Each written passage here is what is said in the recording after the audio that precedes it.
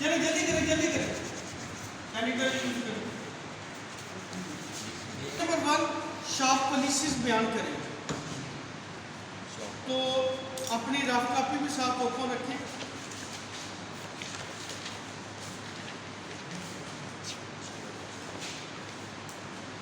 ठीक है, शाबाश, बिल्कुल ज़बरदस्त है। मैं लाउडली बात कर लूँगा, आप ऐसे ओपन हो जाए। ठीक है। क्वेश्चन नंबर 1 जो आपके पास पेपर है उसमें लिखा हुआ है शार्प पॉलिसीज बयान करें। आप सबके पास पेपर है बेटा कि अपनी रफ कॉपी निकालें, इसका जवाब देंगे। इंग्लिश की किताब, यहाँ क्वेश्चन नंबर 1 उर्दू की किताब का यहाँ पेज दे दें, इंग्लिश की किताब का यहाँ पेज दे दें। आई मीन जो लड़का जिस किताब से याद करना चाहे वो कर ले। उर्दू की किताब का पेज से मुराद होगी कि इसका जवाब इस किताब के ऊपर फलां पेज पर मौजूद है। अब आपने घर में बैठ कर तैयारी करनी है और ये पेपर अटेम्प्ट करके एक पेपर हल करेंगे, उसको आपने अगले दिन तैयार करके लाना है। चाहे ऊपर से देख कर करें, अगर ज़ुबानी याद करके लिखें वो सबसे बेहतर होगा। ठीक है। और बच्चों को पेपर भी मैंने दिए थे कि पेपर इस तरह से तैयार करते हैं कि हम सब ने बच्चों को पेपर भी दिए। अच्छा जी, क्वेश्चन नंबर 1 शार्प पॉलिसीज बयान करें। ये क्वेश्चन नंबर 1 है। इंग्लिश की किताब उसका पेज नंबर 1। बेटे सब लड़के इंग्लिश की किताब उसका पेज नंबर 1 और उर्दू की किताब उसका पेज नंबर 4। उर्दू की किताब उसका पेज नंबर ठहर के दे दें। ये पेपर अटेम्प्ट करने का तरीका है, क्योंकि आपके पास टाइम कम है, तो जब आपको बच्चों के ये पेपर मुझे वापस नहीं करना इसके अंदर। और बाकी इसमें सवाल लिखे हुए जवाब जो डिस्कशन हो जाते हुए आप उसकी स्नैप ले जाएं। अब जो मैं आपको लिखवा किताब में पेज नंबर क्या लिखा आपने 1 और उर्दू 4। ये उर्दू की किताब है वर्कशॉप प्रैक्टिस MT 117। ये आपको उर्दू बाजार से मिल जाएगा। और ये जो किताब है इंग्लिश की आपको इस फोटोकॉपी वाले से मिल जाएगी। क्लियर है जी। तो शार्प पॉलिसीज है क्या कि आपने क्लास में कैसे आना है, जब आपने प्रैक्टिकल का सामान लेना है तो कैसे इशू करवाना है। अंडरस्टैंड करें। तो ये उर्दू और इंग्लिश में आसान है, मैं आपको पहले भी टीच कर चुका हूँ। उसके बाद है क्वेश्चन नंबर 2।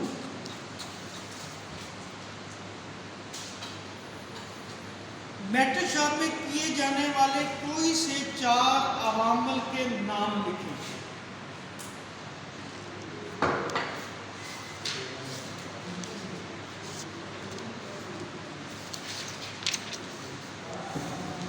इंग्लिश का पेज नंबर 5 और ये उर्दू में नहीं है।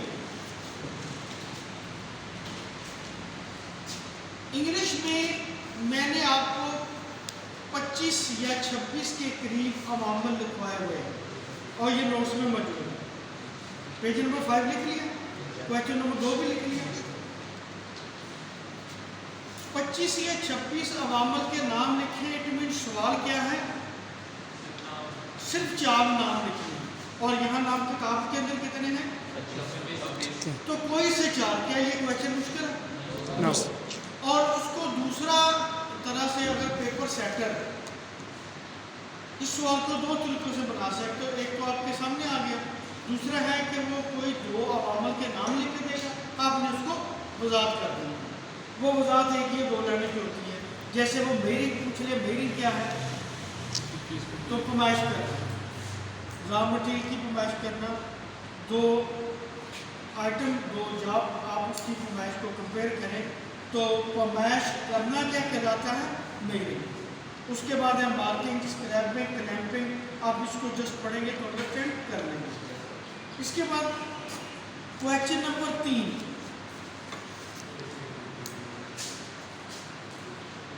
क्या लिखा हुआ है?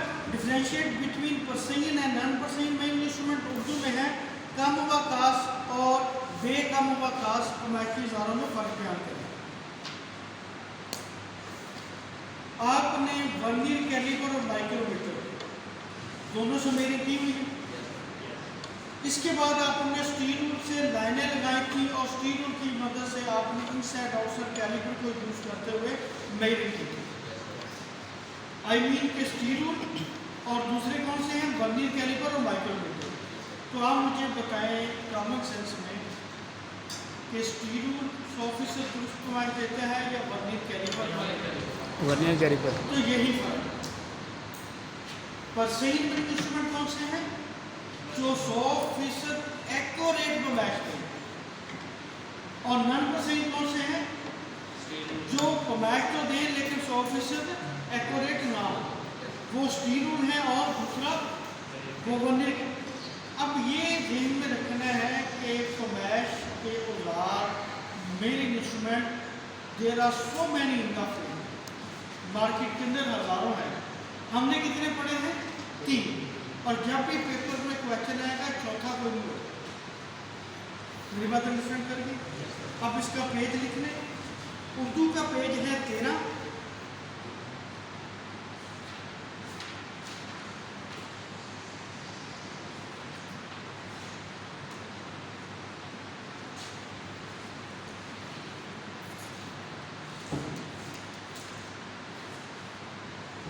और इंग्लिश का page 40 non percent instrument.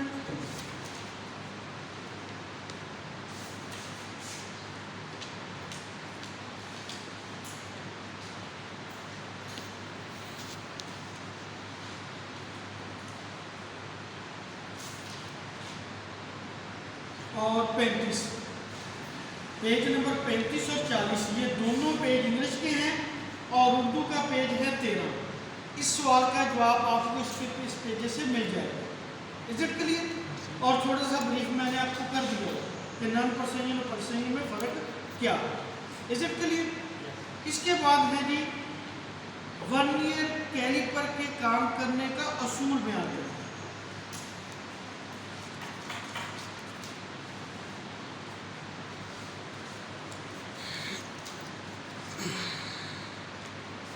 Number 34 Urdu का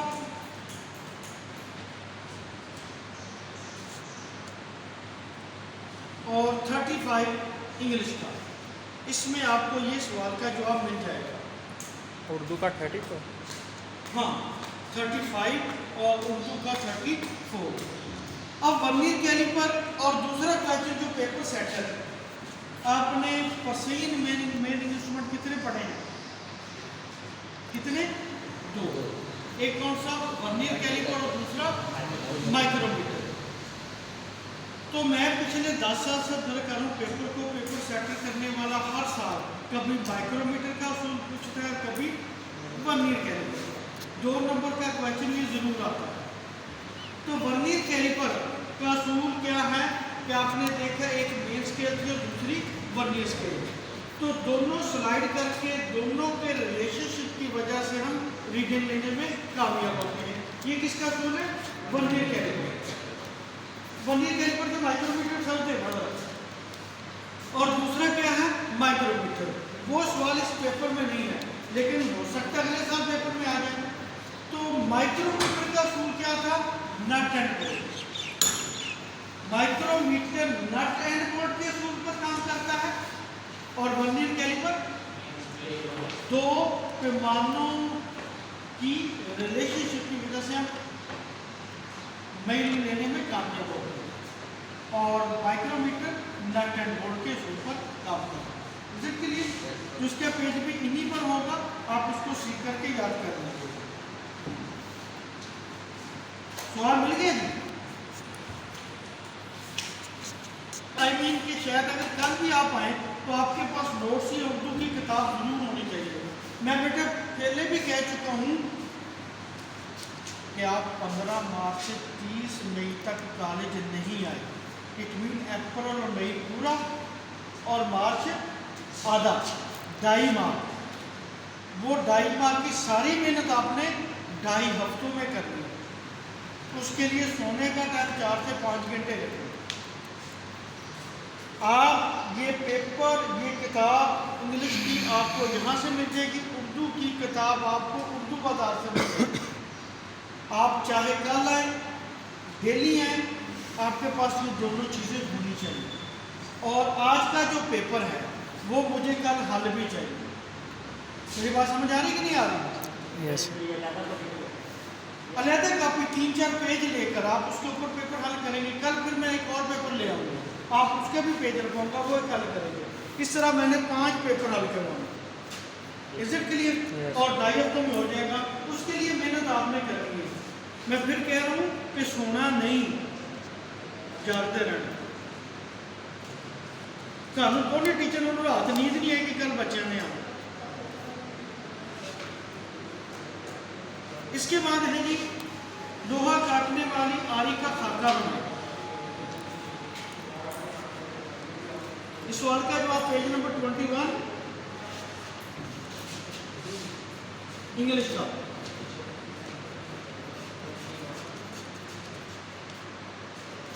और पेज नंबर 87 उर्दू का। अब मैं आपको इसको फिजिकली भी समझा देता हूँ। इसका खाका बनाना है और पार्ट्स को लेबल करना है। आई मीन इसका खाका बनाया, ये एक ब्लेड है, ये फ्रेम है, ये विंग नट है जिसकी मदद से टाइट किया जाता है। इसके अंदर ये कॉमन पिन है, ब्लेड के अंदर 2 अदद सुराख या सलाम बनी होती और इन सुराखों को, इस कॉमन पिन इन सुराखों में लगा दी जाती है। उसकी मदद से इसको टाइट कर दिया। ये इसका हैंडल है, ये टूल है। आप जरा गौर करें कि हमने 25, 30, 40 टूल ठीक करने या पढ़ने हैं, वो वुडवर्क के भी होंगे और मेटल शॉप के भी होंगे। उनको याद करने के लिए मैंने आपको 3 अदद की पॉइंट्स बताए थे। वो यूज शेप, तो कोई लड़का मुझे इसका यूज बता सकता है? कटिंग, लोहे और पूरे सवाल में ये जवाब दिया हुआ है कि लोहा काटने वाली आरी का स्केच बनाया। इट मीन सवाल क्या है जो जिसका जवाब इसके अंदर नहीं है, लोहा काटने वाली आरी और उसका sketch banana. It mean question भी सवाल है और उसका जवाब भी एक सवाल है। आपने इसका स्केच भी बना दिया और उसकी तारीफ भी वहां से जा सकती। तो जब किताब में लिखा जाता है तो ज़ाहिर है वो डिटेल से लिखा जाता है ताकि आप उस स्कूल के बारे में, उस टॉपिक के बारे में अच्छी तरह अंडरस्टैंड करें। तो ऐसा तो नहीं होता ना कि पूरी किताब भी पेपर में लिखना होता है। अंडरस्टैंड करें? yes. तो जो पूछा जाता है वही लिखना है। अब अगला क्वेश्चन ये भी हो सकता है कि आरी की तारीफ करें लोहा काटने वाली की। तो उसके लिए मैं आपको पेज दिखा रहा हूँ। पेज नंबर उर्दू का 87 और इंग्लिश का 21। उसके बाद है रेती चलाने के तरीके।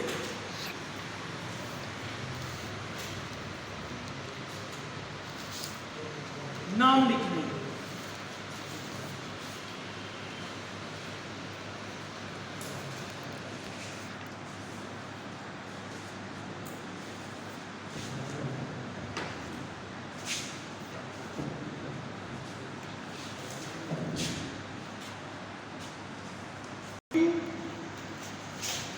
उर्दू का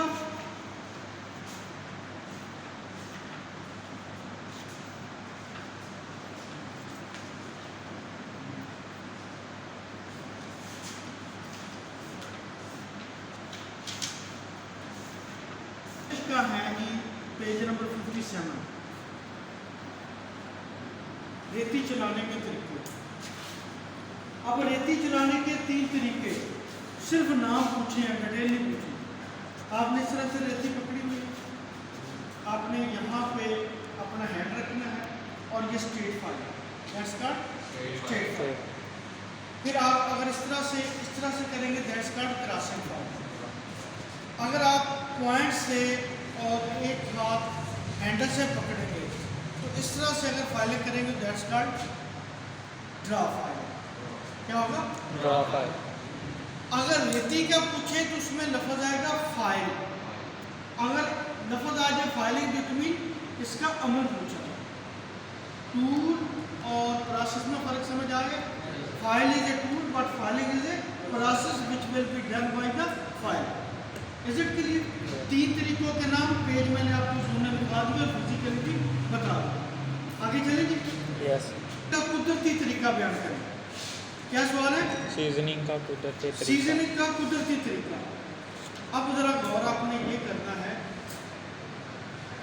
कि यहाँ जो टूल पड़े हैं वो हम मेटल, वुड, वेल्डिंग और शीशा तीनों में यूज़ किए जाएंगे। वो यही टूल हमारे सिलेबस में।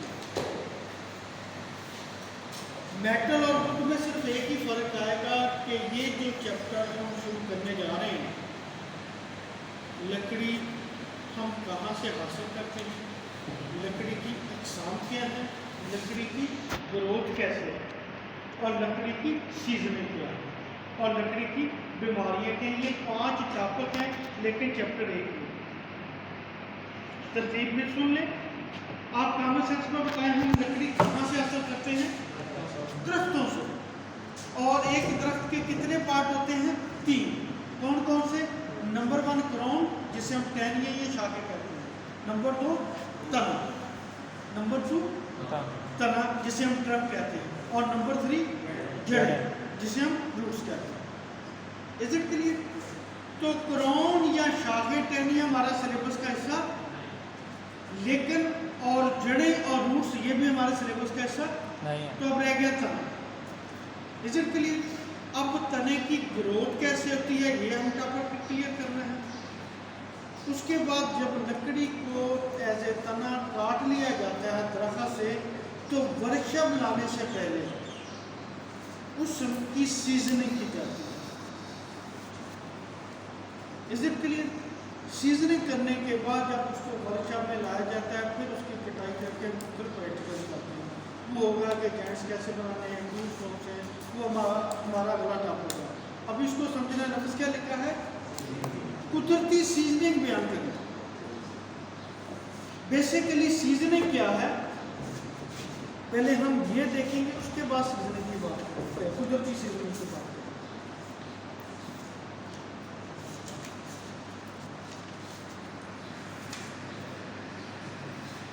का पेज नंबर 176।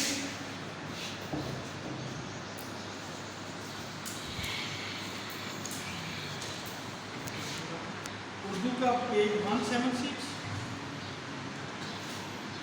और इंग्लिश का है 79। अब आपने गौर करना है, पहले हम आते हैं सीजनिंग क्या है। जो पेपर में क्वेश्चन है वो भी अभी मैं डिस्कस नहीं कर रहा। सीजनिंग ये है कि आप में से कोई लड़का जी 176 है उर्दू का और सिर्फ 79 इंग्लिश का, उसके बाद 1 नहीं लगा। 176 उर्दू और 81 इंग्लिश। क्लियर है? ओनली 79। अब मैं आपको बता रहा हूँ सीजनिंग क्या है। आप में से कोई लड़का यकीनन देहात से तने रखता होगा, पहले भी आपके अगर पानी में रखने का मकसद ये है कि तने के अंदर जो मॉइस्चर जी उसको ख़त्म करना होता है। ख़त्म करने के बाद अब हम लोग उसको धूप में रखते हैं। धूप में रखने से उसके अंदर जो सादा पानी है वो सूख जाता है, और जो पानी के अंदर तना रखा हुआ आता है वो तने के एक सिरे से पानी दाखिल होगा और दूसरे सिरे से बाहर निकल जाएगा। और तने के अंदर जो मॉइस्चर, गंदगी, कीड़ा मकोड़ा, इम्प्योरिटीज होती है वो सारी निकाल कर बाहर फेंक देता है। लेकिन ये प्रोसेस बहुत स्लो और आस्ता आस्ता हमें नजर नहीं आता। उसके बाद उसको तने को धूप में रख लेते हैं। उसके अंदर जो टेढ़पन जो आना होती है वो आ जाती है। वो धूप में रखने से तना टेढ़ा भी हो जाएगा। उसके बाद आरे से चिराई करके शीट फार्म में, लाख फार्म में, शतीर फार्म में मार्केट में टिम्बर स्टोर में आ जाए। तो बेसिकली सीजनिंग फिर क्या हुई? लकड़ी को वर्कशॉप में लाने से पहले खुश्क करें। वर्कशॉप में लाने से पहले खुश्क करें। इसको हम क्या बोलते हैं? सीजनिंग। इसके मुख्तलिफ तरीके हैं। एक तरीका तो पूछ लिया गया है पेपर में कि कुदरती तरीका बयान करें, लेकिन इसके अलावा ऐसे भी तरीके हैं जिनको हम मसूरी तरीका कहते हैं, आर्टिफिशियल मेथड, वो हम इंशाल्लाह डिस्कस कर लेंगे। पहले तो ये क्लियर हो गया सीजनिंग क्या है। क्या है सीजनिंग? और ज़रूरी नहीं कि मैकेनिकल वर्कशॉप, कारपेंटर के पास जाने से पहले उसकी सीजनिंग की जाती है। अगर सीजनिंग नहीं करेंगे तो उसमें मुख्तलिफ मसाइल हैं। हैवी वेट होगी, टूल हमारे काम नहीं करेंगे, और अगर फर्नीचर बन भी गया तो वो तेज़ी से ख़राब हो जाएगा।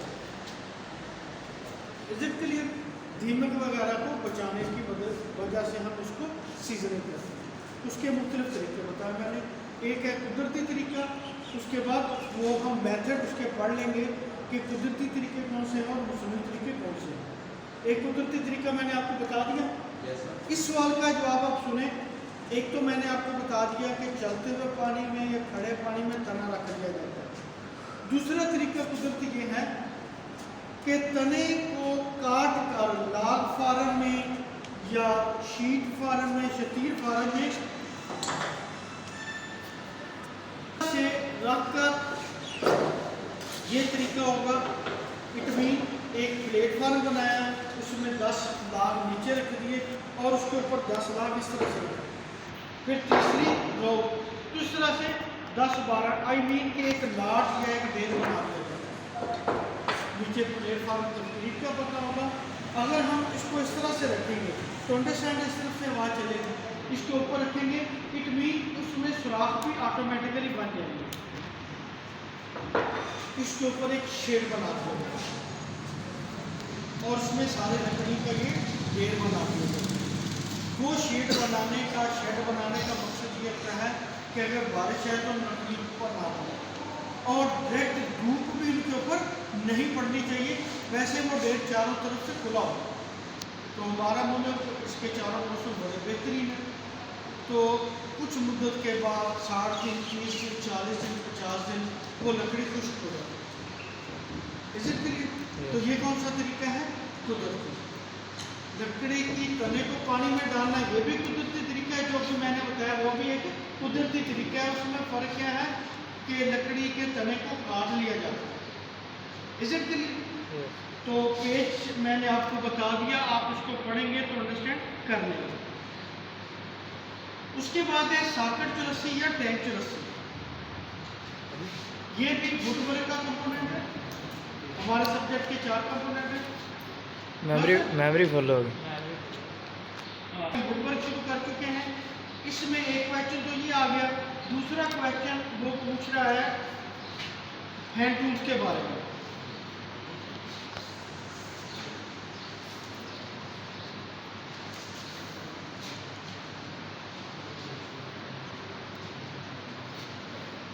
ये है 1 और 9।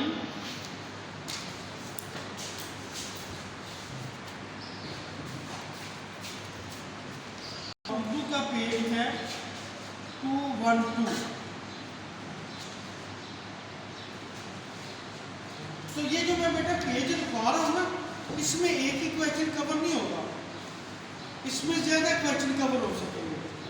अब इसने पूछा है question number 8, differential between socket chisel और टैंक चीज़र। एक चीज़र जब इंग्लिश में आएगी तो उसका तर्जुमा होगा छेनी। अगर मेटल वर्क की चीज़र होगी तो उसका उर्दू तर्जुमा क्या होगा? छेनी। अगर चीज़र वुडवर्क में पूछी जाएगी तो उसका तर्जुमा क्या होगा? चौरस्सी। इस फर्क को ध्यान में रखना है कि पेपर में जो क्वेश्चन आया है वो लकड़ी की चीज़र का पूछ रहा है या लोहे वाली चीज़र। तो टैंक चीज़र ये चीज़र है, इसका ये हिस्सा ब्लेड, ये हिस्सा हैंडल। अगर इसमें सॉकेट बना दी और हैंडल की चूल बनाकर इसमें लगा दी तो दैट्स कॉल्ड।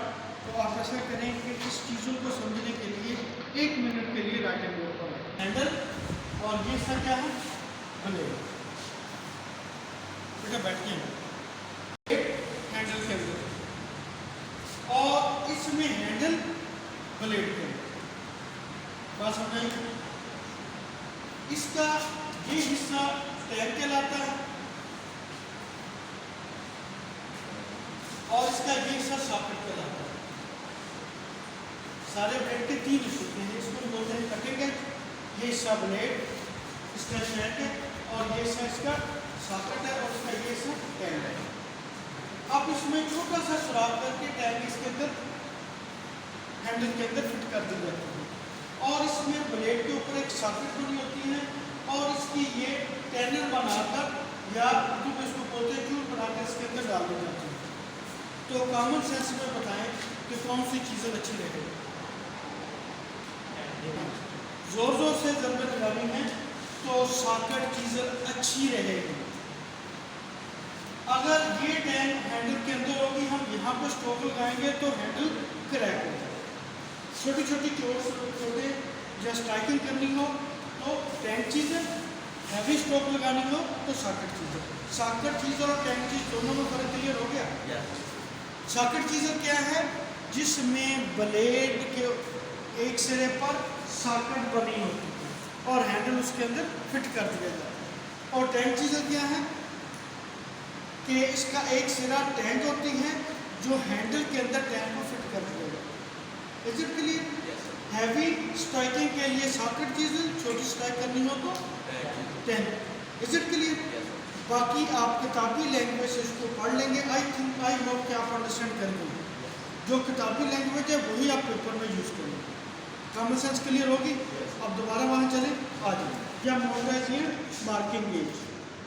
तो ये लकड़ी में इस्तेमाल होता है। कहाँ इस्तेमाल होता है? लकड़ी के काम में इसको इस्तेमाल किया जाता है। ये मार्किंग है, इसका ये हिस्सा ब्लेड, ये हिस्सा सॉकेट सॉरी स्टार्क, और इस स्टार्क में ब्लॉक में, इसको हम ब्लॉक भी बोलते हैं। ये ग्रेजुअल होता है। ब्लॉक के अंदर एक सुराख किया जाता है, उस सुराख में इस राड को लगा दिया जाता है। ये राड गोल भी हो सकता है और स्क्वायर भी हो सकता है, किसी शेप का भी हो सकता है। इसके अंदर दो पिन लगाई गई है। इसके स्क्रू को यूज करके हम इसको किसी भी जगह फिट कर सकते हैं। Is it clear? अब इसका इस्तेमाल ये है कि जब हम लकड़ी को काटते हैं तो सपोज ये लकड़ी काटी गई है, हम इसमें से एक पीस और काटना चाहते हैं और चाहते ये हैं कि उसकी शेप बिल्कुल इसी जैसी हो। तो इसके साथ उसको लगाएंगे और ये जो पिन है ये लाइन लगा देंगे। नजर आ रही लाइन सबको? तो किनारे के मुतवाजी लाइनें लगाने के लिए इस्तेमाल होता है मार्किंग गेज या मोटेज गेज। जैसा कि आपको इनके नाम से ज़ाहिर हो रहा है, मार्किंग यानी निशान लगाना। तो ये निशान क्या लगाता है? लाइनें लगाता है। किसके मुतवाजी?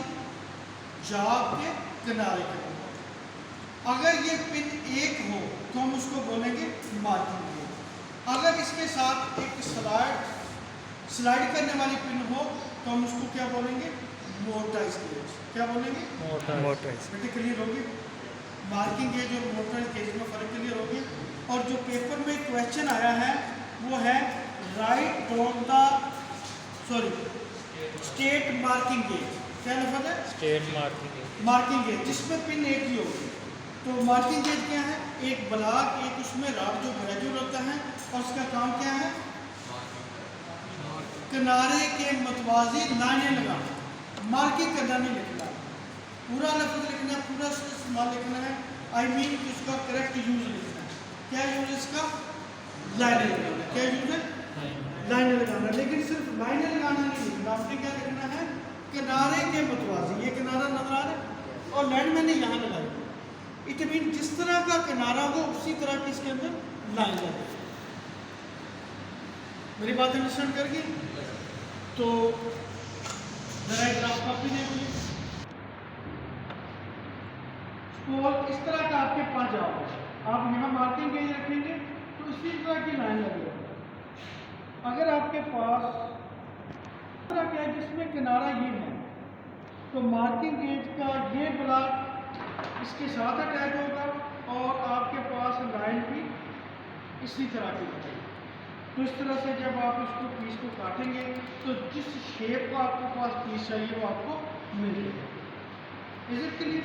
तो इसको बोलते हैं किनारे के मुतवाजी लाइन लगाना। और इसके लिए बेहतरीन टूल कौन सा है? मोटराइज गेज या मार्किंग गेज।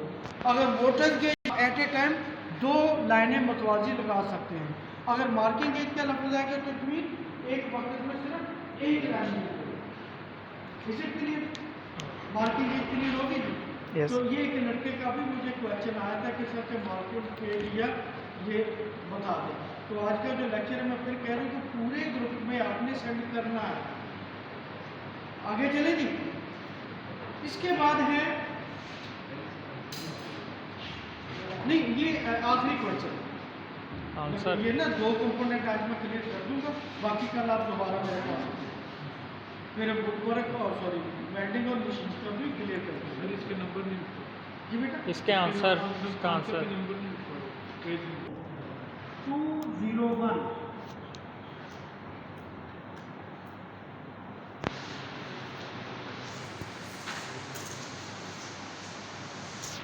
इसका पेज है 129।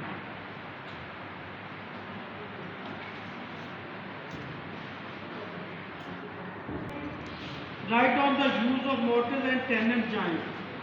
क्या लफ्ज़ बोला मैंने कि वो कह रहा है कि जोड़, जो लकड़ी में जोड़ लगाए जाते हैं,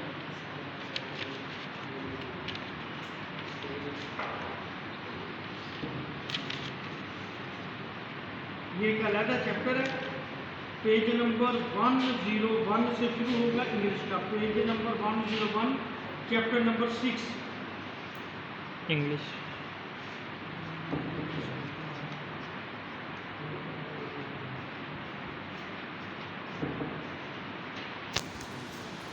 इंग्लिश का पेज है 244 244 और चैप्टर नंबर 17 वुड जॉइंट्स। तो अभी उसने एक जॉइंट का पूछा है।